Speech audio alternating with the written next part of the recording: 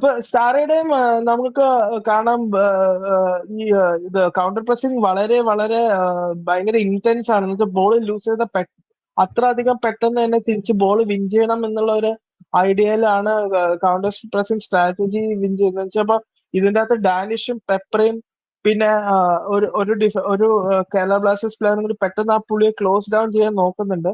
ഇപ്പൊ ബാംഗ്ലൂരിനെതിരെ I think it was 12th minute ഒരു നല്ലൊരു ചാൻസ് നമുക്ക് കിട്ടിയത് നമ്മുടെ കൗണ്ടർ പ്രസിംഗിലൂടെയാണ്. നമ്മൾ പെട്ടെന്ന് ബാംഗ്ലൂരിന്റെ പ്ലേയേഴ്സിനെ ക്ലോസ് ഡൗൺ ചെയ്തിട്ട് ആ ബോൾ വിൻ ബാക്ക് ചെയ്തിട്ട് ഷൂട്ട് ചെയ്തു, പക്ഷെ അത് ഓൺ ടാർഗറ്റ് ആയിരുന്നില്ല. നമ്മളും ആക്ച്വലി 4-3-3 എന്നുള്ള ഒരു ഇതിലാണ് ഹൈ പ്രസ് ചെയ്യുന്നത്. നമ്മളും സ്റ്റാറയുടെ അടിയിലും ബുക്മാനോവിച്ചിന്റെ അടിയിലെ പോലെ ഹയർ അപ്പ് പിച്ച് ഒരു man to man marking system തന്നെയാണ് ഉപയോഗിച്ചത്. അപ്പൊ